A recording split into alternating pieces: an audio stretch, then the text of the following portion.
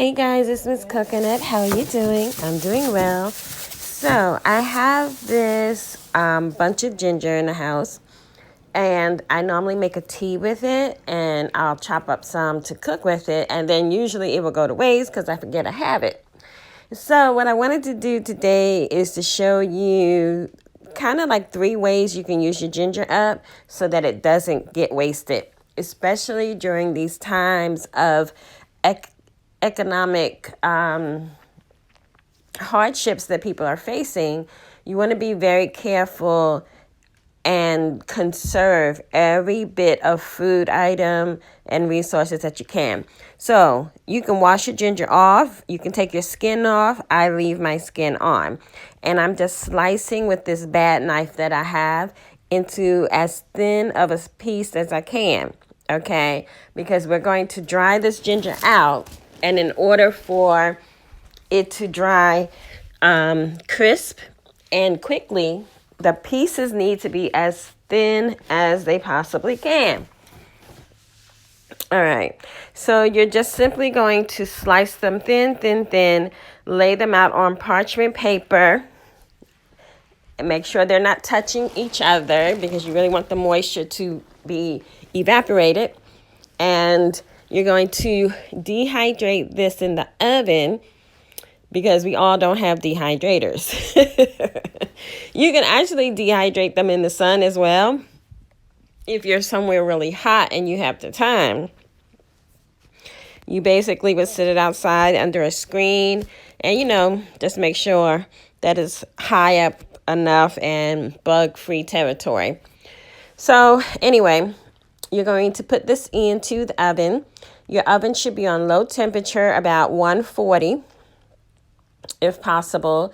If you can't get it that low, my oven actually only went down to 170, so I cracked the door open, okay? And it actually happened to be really hot that day, so the ginger dried out in no time. Normally, it may take about 10 or so hours. You will know if your ginger is dry when it starts to crumble when you take it out.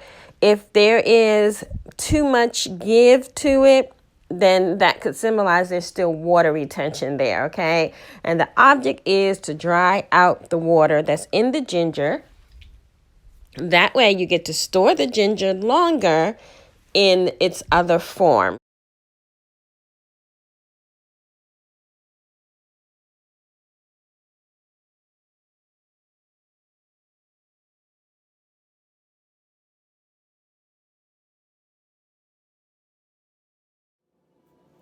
So ginger is dehydrated. You take it out and you use a grinder or a food processor or blender. But I'm over here using what I have. I always say use what you got. So I just put mine in the blender. And it didn't get it fine, but it did break it down some more. You can store this in your pantry up to 2 years. And this is for you guys that maybe, say if you normally would store your ginger in the freezer to use it later, what if there was no electricity, okay? So here's a method of storing ginger, which we know ginger is great to help your body heal. For example, we know it's good for nausea, headaches. Sometimes it's good to help your blood pressure. I'm not a medical doctor. Please don't take my word. Ask your medical sources. The next thing I did, I took some water and I boiled a few pieces of ginger, again with the skin on. And I'm going to boil this for about 30 minutes and let it reduce, okay? So I let the water evaporate some. And once that happened, I took the ginger out, added a little bit of sugar.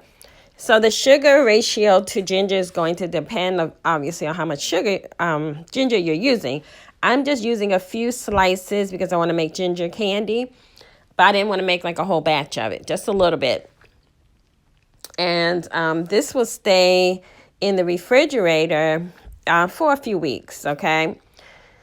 So once you put the sugar in the water, you let that reduce a little bit and you add the ginger back, let it boil for another 15 minutes or so until almost all the liquid has evaporated and you're left with just a little bit of liquid with the candied ginger.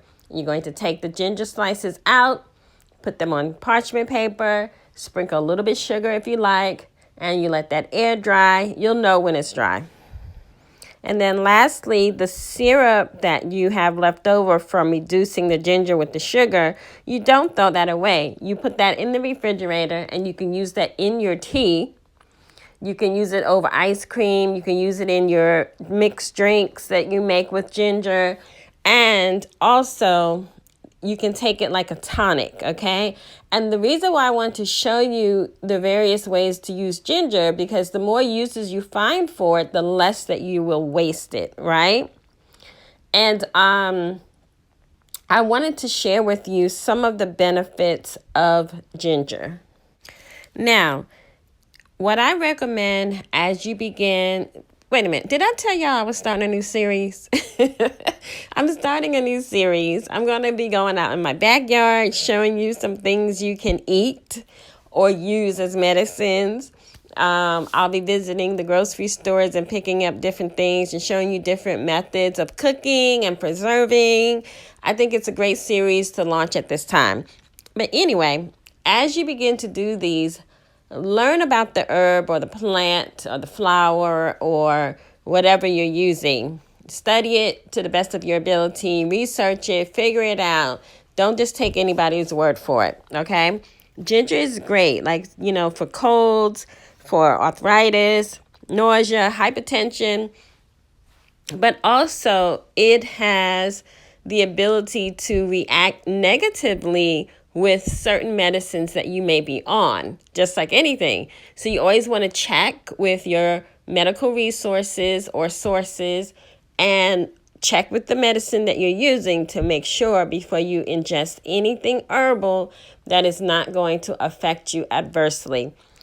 The great thing about this particular root is that you can use it so many different ways. You can use it with, you can pickle it with vinegar, right? Like you have with your sushi. You can dry it and mix it with salt to make like a ginger salt. You can do the candy version. You can put it into like liquor. That's a great way to preserve the ginger. And then you use the liquor to do like a stir fry liquor. So many different ways you can use it. Anyway, I hope that you are inspired to go ahead and break that ginger down. Ginger can keep in the refrigerator if it's uncut, for like a few weeks, at least almost a month. Once you start chopping on it, you want to work on preserving it, okay? So it doesn't go to waste. Typically with like the sugar, just go ahead and get one of those little baby food jars or something, and you can store that way. You can refrigerate it if you like. And the powder, you can place that in a glass jar, like your spaghetti jars, because we all are recycling those now, right? You have that in the powdered ginger in the glass jar and put that into your pantry.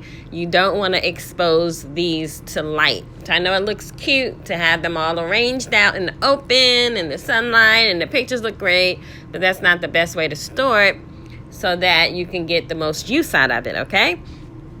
Because remember, we are prepping for the future, so we want things to last. And ginger is definitely one of those herbs that is very helpful to you, okay? I know that, like I was saying earlier, it can have some adverse effects with certain medicines, like if you're on blood pressure medicine, because ginger can help lower hypertension. You want to be careful. If you are on some kind of anti-blood clotting medicine, you want to be careful again, because ginger does something with the blood clots, okay? It increases it. So always educate yourself before you start taking these measures. But as we also know, a lot of these herbs and plants and things that the Creator has provided can heal us, okay, if we are only educated about them. So thank you for listening to me today. I hope you try some of these methods. I hope I inspired you to get into that kitchen and start doing some kitchen witching. I'm excited for this series, y'all. So I think next time we're going to forage in my backyard. Until next time, Shrim Brezi.